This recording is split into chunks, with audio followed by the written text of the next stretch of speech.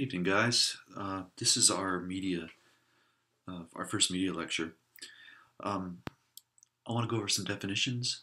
I want to look at the building blocks of the media component of this chapter and how it's going to affect politics. But we have to know where we came from before we know where we're going to. So when we look at the first parts of the building blocks, we need to know some of the definitions. So on your screen you have two definitions. We divide mass and media up. Media simply means the transmission of thoughts and ideas. Mass means a large number of people. And a pretty simple dissection of the term. Then we're going to expand that out a little bit. So let's look at mass media. It can mean any number of things. The television that you're watching tonight, radio that you listen to, newspapers that you rarely pick up, magazines that you almost never pick up, the internet, which you're almost always on, and other popular means of communication. Now, most of those, because of smartphones and the technology that comes with it, can mean anything from Twitter to some of the new programs that are coming online that I can't even keep up with. Now, the other term that we need to know is and dissect is high-tech politics. And high-tech politics simply is the type of political dynamic in which the behavior of us, the citizens, and the behavior of the policymakers, President Obama, John Boehner, whoever, and the political agenda itself. It could be the Affordable Care Act, it could be ISIS, it could be any of those things. And how those things are increasingly shaped by technology and the mass media. And we know that it is. You see it in any number of ways, on any number of venues. Excuse me, and it's hard to say anymore that any one medium controls the news in the manner that I grew up with, which was the province of newspapers and the three major television networks. So where are we at? Well, if you look at the statistics from 2000, virtually every house had a television. Now, if you look at 2000, the televisions were rather big and bulky. We didn't have plasma, and we didn't have LCD yet. But in virtually every house, there was a TV. In, I would say, probably now that 15%, when you look 3 or over, is probably closer to 4 when it comes to 2012. And per the 2000 stats, there were 2,500 television stations that broadcast media to their communities. On radio, there were over 13,000 stations. In newspapers, where the restructuring began first, there were over 1,500 dailies in 2000. But we have to understand that that situation has vastly changed. As papers have merged, they've went under, they've disappeared, they've tried to find a presence on the net, but there definitely has been a major shift away from reading newspapers. Growing up, that's what I did on Sundays.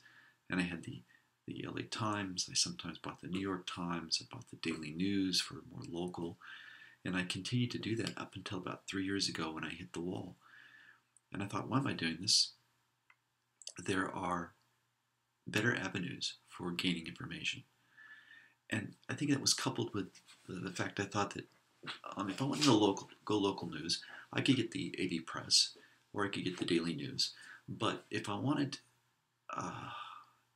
to find out things about the world or the United States, I could do better than the LA Times, which I thought had become, in a lot of ways, kind of a second-rate paper. And I just quit reading it. And to this day, I only access the LA Times on a need-to basis through their web portal rather than buy one. I'm much more prone to buy the USA Today because it has better graphs. And if my attention span is short, its short articles kind of work for me.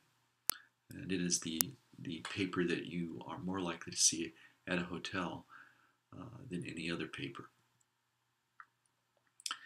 Now, as we add to our volume of what we call definitions for mass media, we have to also look at what's known as a media event. And these are events that are purposely staged for the media that look spontaneous. Rarely are they spontaneous because the president's handlers, a senator's handlers, a mayor's handlers, a governor's handlers do not want anything to go awry. So they look spontaneous, but especially in the case of the president or any important personage, they're anything but. They're people plan. They try to plan for every contingency, and so therefore it looks very relaxed, but it isn't because of all the planning that has gone into the event beforehand. Now today, I would say that almost 70% of campaign spending is for television ads. And the problem with the television factor in political campaigns is that two-thirds of these ads are negative. But the reason they're negative is that they work. People are much more likely to believe a negative story than to dwell on the possibility that a positive story is true. Sometimes it works beyond dreams. If you look at Joni Ernst's first campaign ad in running for the Republican nomination in Iowa, it was about the castration of hogs and how she would take that that component of learning how to manage animals and things like that. She basically take that persona to Washington and in essence symbolically do the same thing to the federal budget. So sometimes they work, but most of the negative campaigns you saw, for instance, here in California, the campaigns against 45, in particular, the 46, Prop 46, very negative. They worked. They turned the electorate around on both of those issues, and they both lost rather easily. 3 months ago, both of them were ahead in the polls when the field poll took their look at the things in late June, early July. Now, investigative journalism. We're going to come back to this. But the problem is, there's, under the moniker of investigative journalism, that means that there's a use of in-depth reporting to unearth scandals, to expose scams, to illuminate schemes that people have come up with. And this really used to dominate journalism. We wouldn't have had Watergate. We wouldn't have had many other, Gary Hart exposure of having an affair with his mistress. The National Enquirer exposing the fact that John Edwards was cheating on his dying wife and had fathered a baby out of wedlock.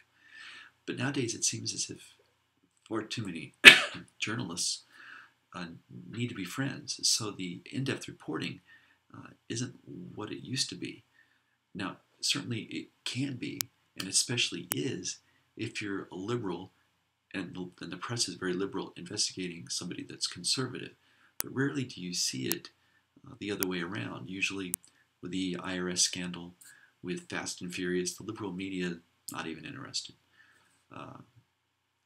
They bag on the network, in this case Fox, that usually does do the investigation. But nobody's perfect. But on the other hand, investigative journalism, people who are really good at it must be turning over in their graves to see the quality of that investigative journalism nowadays, especially from the three major networks and many newspapers like the New York Times. So what's happened over time? Well,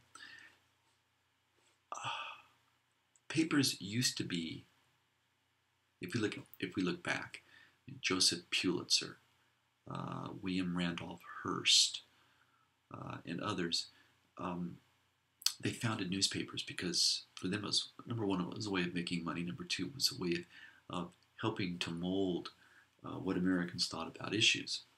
But over time, especially as we moved into the 20th century, newspapers turned into parts of corporations. Because ultimately, even though I think many times people don't understand this, ultimately, for a newspaper to hang around, or a television network to hang around, or a magazine to hang around, they've got to make money. And if nobody's reading them, if nobody buys them, then they're going to go out of business. Now, it's not you, the reader, that usually makes a paper go or not. It's the advertising in a magazine or newspaper that makes that entity profitable or unprofitable.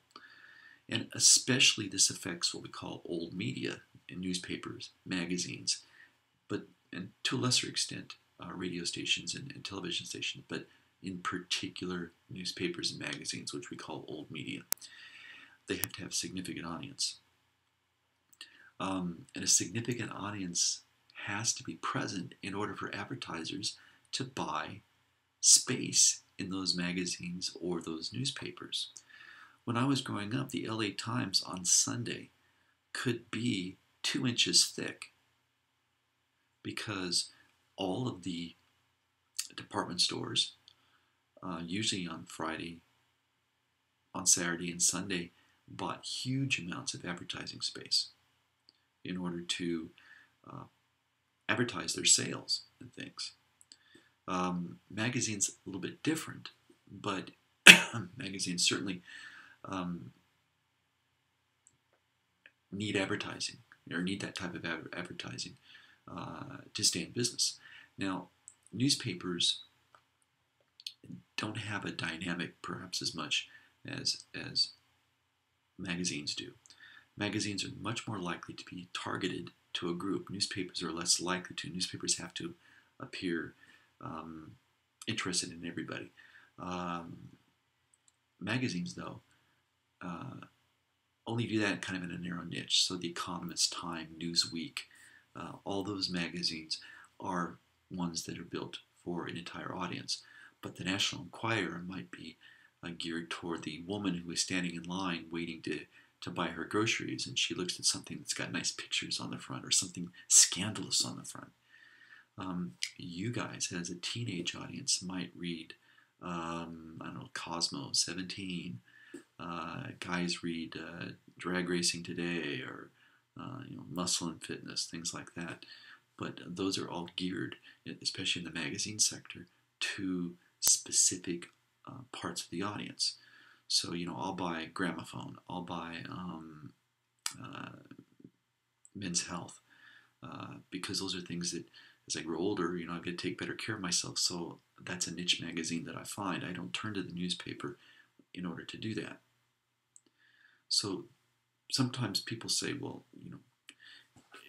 and the problem with the profit motive, as we'll see later on, is that newspapers and perhaps magazines don't print things that will cut into their profits. On the other hand, it's a dual-edged sword. If you're not taken seriously, if you don't do those kind of things, then you're never going to attract that type of audience anyways. So sometimes you do have to be cutting edge.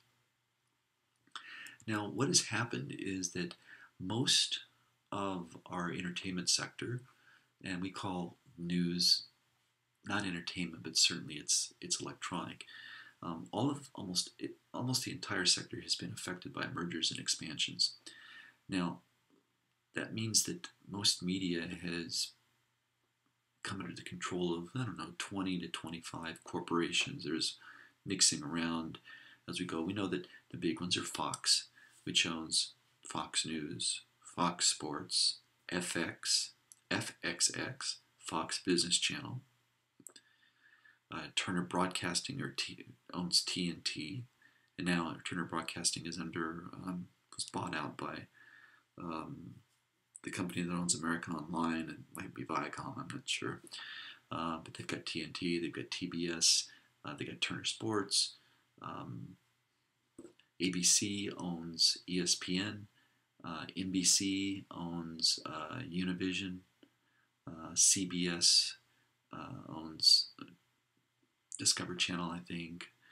It's they crisscross, and they're all interconnected in a lot of different ways.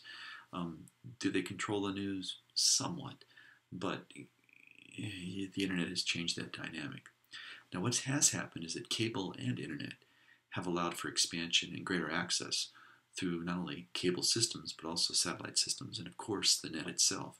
And change is occurring because even in this environment, which isn't all that new, probably starting in 2000 and here we are 2015, change is occurring again as you, the viewer, move away from cable. Many of you are turning in your boxes for Time Warner or for DirecTV, and you're getting your stuff on Hulu or Netflix or something like that, and you're getting your news through streaming services on the internet. So you're spending more money on your internet connection than you are buying access to programming on the cable networks or on DirecTV or even over the air. The problem with that is, of course, you may find yourself in a couple of years seeing a downturn in the number of shows that are available, because again, the profit motive is what's important. And if you can't make a profit, and if you can't find an audience, then nobody's going to buy your product, and therefore you're not going to make that product. So change is really occurring. Now, when it comes to newspapers, let's switch back to old media for a second. It used to be when I was growing up, I know when dinosaurs roamed the earth, there was the LA Times in the morning, and there was a pretty good paper. There was a paper with a good sports section. It's called like the LA Herald Examiner, which came out in the afternoon. And many times I would buy the paper in the morning, and then when I wanted to catch up on sports, I would catch that other paper in the afternoon. It went away late 1970s, early 1980s, went bankrupt. It was a Hearst paper, but the disappearance of the LA Herald Examiner was modeled virtually all over the United States. And I'm not sure today that there's any city with an afternoon paper. People just quit buying them. And that was usually the paper that as men and women got off work at 3 or 4 in the afternoon, they would grab the afternoon paper. And I noticed that the LA Times was about the same size, if not bigger, than the LA Herald Examiner. As I was growing up, got smaller and smaller and smaller until it disappeared.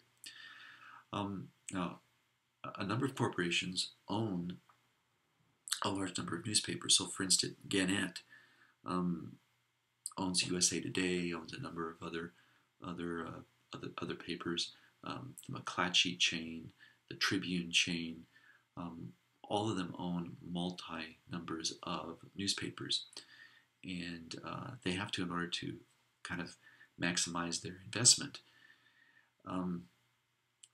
And the cable and internet again have allowed for greater expansion for these newspapers in particular.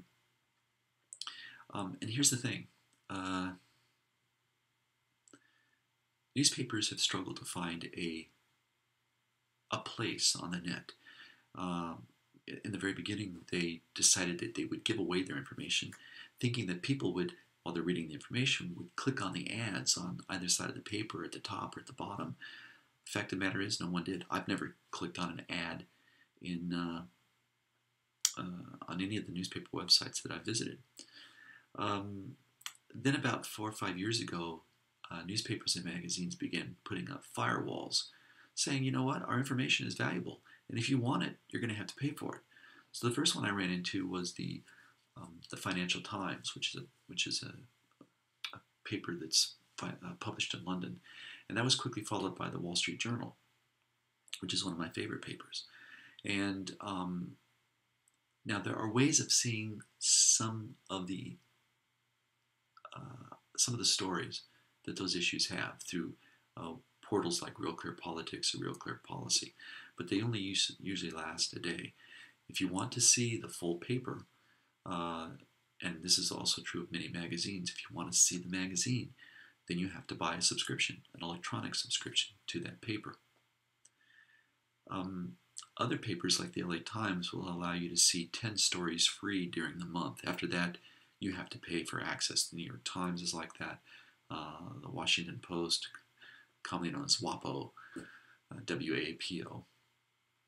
And by the way, there's a newspaper that is owned by Jeff Bezos, who is the owner of, or the CEO of Amazon. So we again see Amazon is really not a media conglomerate, but the Washington Post became available, and Jeff Bezos paid a lot of money for it, and he is beginning to change the paper to make it more modern and use some of Amazon's tricks, I guess, to make it more accessible to the reader. Now, radio has also changed. When I was growing up, I listened to AM radio, KHJ, here in LA, and KRLA, which I think is still around. KHJ is now gone, or its call numbers have been changed. Then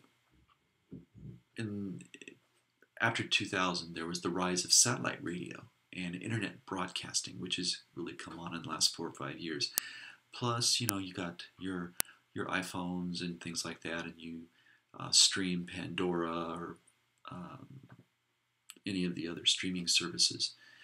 And then that was also, in order to cut costs, many of the radio stations were bought up, like newspapers were, by conglomerates. And these multiple markets then might receive, let's say you own a Philadelphia station and that's your flagship station, but you also own stations in Kansas City and Minneapolis and San Francisco and LA. You basically would program the same music for all of those markets, and then allow the disc jockeys or whatever to introduce commercials and things like that. But you cut costs by kind of streamlining the material that's involved. The problem, of course, then is you get a sameness, and there's no recognition that markets are different, that people in different markets like different things. So radio's changed it, but we'll talk about it now. We'll talk about it later. But it's the rise of talk radio, which in a lot of ways has saved many of the AM stations. So, for instance, the number one talk radio station in LA is like the number two or three most listened station in LA, and that's KFI. And particularly, they pay their on-the-air personalities well. At the same time, talk radio can also include national programs like Rush Limbaugh or Bill Press, who's more of a liberal.